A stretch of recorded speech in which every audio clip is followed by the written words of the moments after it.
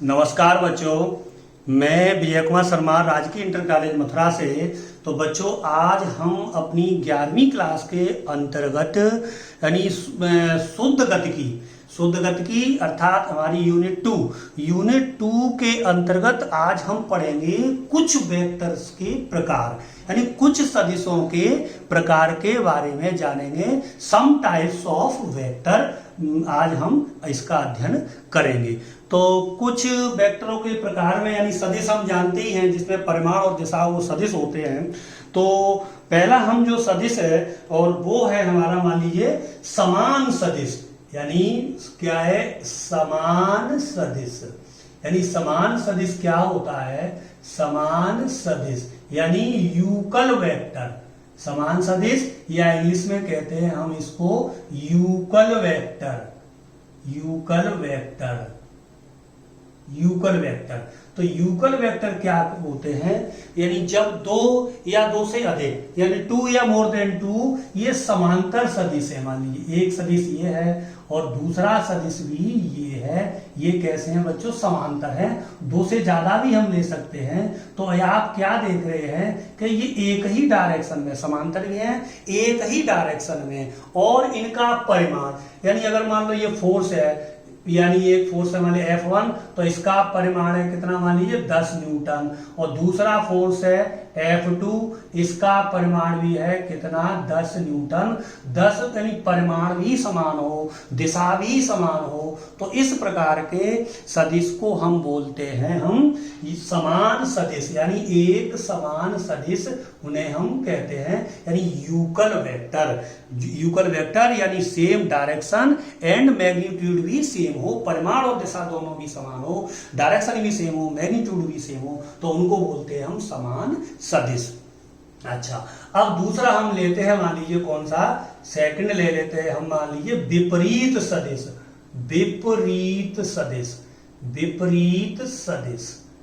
विपरीत सदिश अर्थात इसको हम कहें अपोजिट वेक्टर। अपोजिट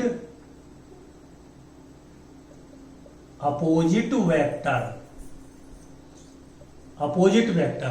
तो विपरीत सदिश क्या होते हैं? समांतर है, यानी दो समांतर सदिश है। एक समांतर सदिश ये है और दूसरा समांतर सदिश मान लो ये है। तो इनमें क्या देख रहे हैं कि इनकी डायरेक्शन क्या है? डिफरेंट है। एक इधर दिशा में है, एक इधर है, और इनका जो मैग्नीट्यूड है, इनका परिमाण भी समान है। जैसे इसका मान लीजिए फोर्स 10 न्यूटन और इसका भी कितना है? मान लीजिए 10 न्यूटन।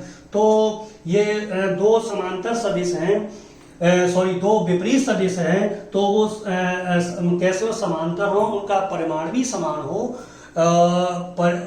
उनका दो विपरीत सदिश मान लो वो हैं जिनका परिमाण समान हो लेकिन दिशा विपरीत हो, उन्हें हम बोलते हैं विपरीत सदिश, यानी या अपोजिट वेक्टर, जिनका परिमाण तो समान है परंतु दिशा में कैसे हैं? विपरीत हैं। तो उनको हम बोलते हैं विपरीत सदिश या अपोजिट वेक्टर। तो अब हम इसी क्रम में शून्य सदिश या हम कहें जीरो वेक्टर या नल वेक्टर। तो ये बच्चों हमारा क्या होता है कि जिसका परिमाण क्या हो? शून्य हो। परिमाण शून्य हो, या कहें हम इसका मैग्नीट्यूड शून्य हो, या मॉडुलस शून्य हो, या हम कह सकते हैं जिसकी न्यूमेरिकल वैल्यू जीरो हो, उसको हम बोलते हैं शून्य सदिश, जीरो सदिश या नल वेक्टर हुज मैग्नीट्यूड और modulus zero is called zero vector या नल वेक्टर। तो इसको हम डिनोट कैसे करते हैं? तो जीरो वेक्टर को हम डिनोट करेंगे जीरो, और इसके ऊपर लगा देंगे हम वेक्टर का निशान। तो ये कहलाएगा हमारा जीरो या नल वेक्टर। अभी बच्चों इसी क्रम में हम पढ़ते हैं जो हमारा इसमें सबसे इंपॉर्टेंट है, और वो है हमारा यूनिट वेक्टर, यानी एकांक सदिश।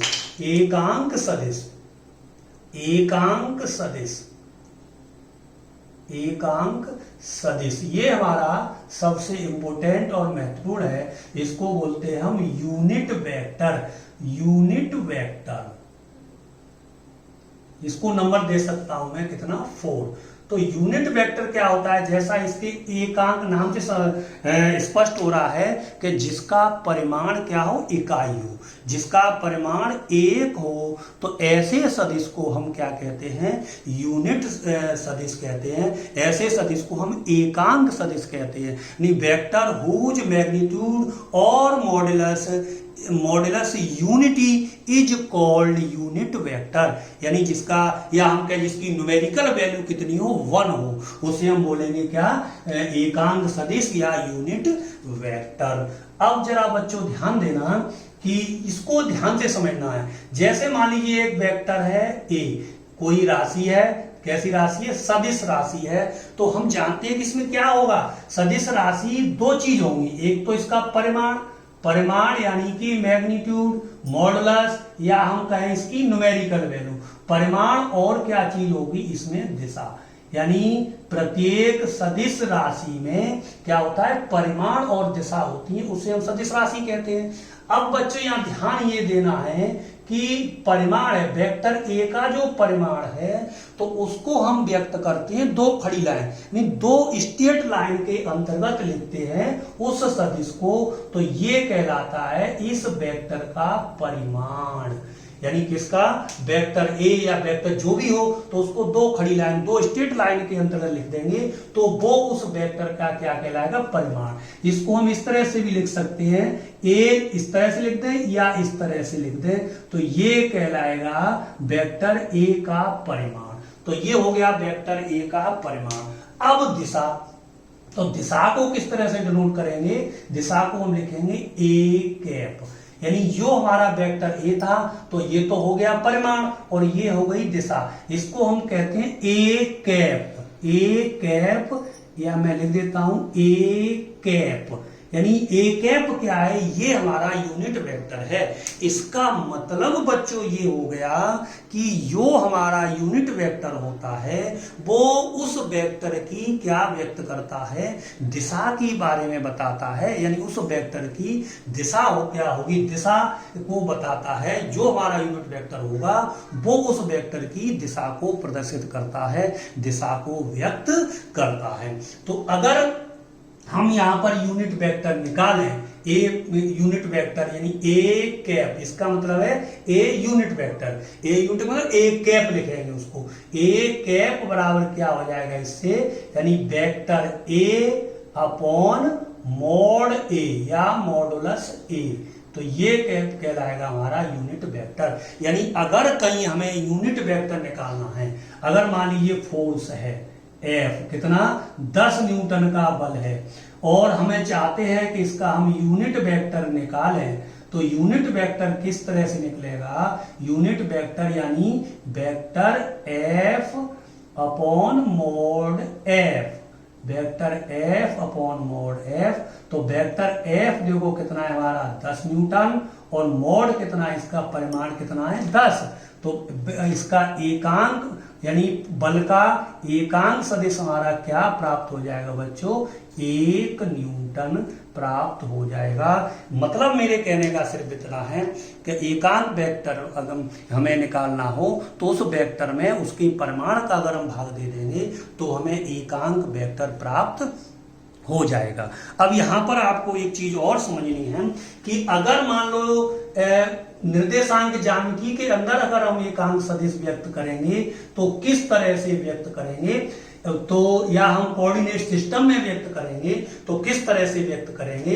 तो ये हमारा मान लीजिए क्या है, एक्स अक्ष है, एक्स अक्ष, और ये है हमारा क्या मान लीजिए वाई अक्ष है, वाई अक्ष, और इसी क्रम में इधर हमारा क्या है, कौन सा, जेड अक्ष। अब जेड अक्ष की दिशा किधर इधर होगी, इसको हम डिनोट कर नहीं सकते, इस तरह से दिखा नहीं सकते 3 डायमेंशन में, तो इसको हम किधर दिखा देंगे, ये हो जाएगा हमारा जेड अक्ष।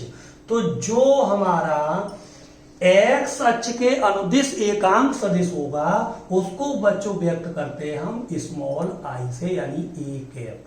यानी एक्स अक्ष का एकांक सदिश क्या होता है, आई। इसी तरह से वाई अक्ष का एकांक सदिश क्या होगा, जे कैप, वाई अक्ष का। इसी तरह से जेड अक्ष का एकांक सदिश क्या होगा, जेड कैप। इन्हें हम स्मॉल आई, स्मॉल जे और स्मॉल के से व्यक्त करते हैं आई जे के।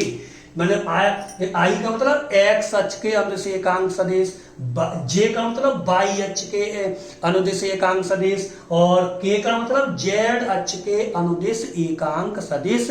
आई J K are the unit vector along X Y and Z axis respectively. मतलब एक्स अक्ष, वाई अक्ष और जेड अक्ष के एकांक सदिश क्या कहलाएंगे?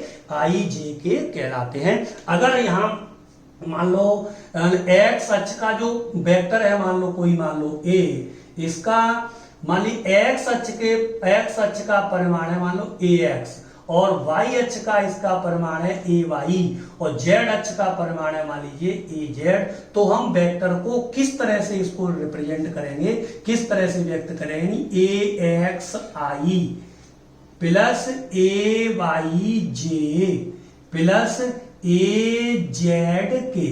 तो उस वेक्टर को, वेक्टर ए को हम ए एक्स आई प्लस ए वाई जे प्लस ए जेड के द्वारा व्यक्त करेंगे। तो ये हुआ बच्चों हमारा आज का, यानी जो हमारा बताया था, इसमें सबसे इंपॉर्टेंट है यूनिट वेक्टर। तो जिसके बारे में मैंने आपको बताया, बहुत बहुत धन्यवाद।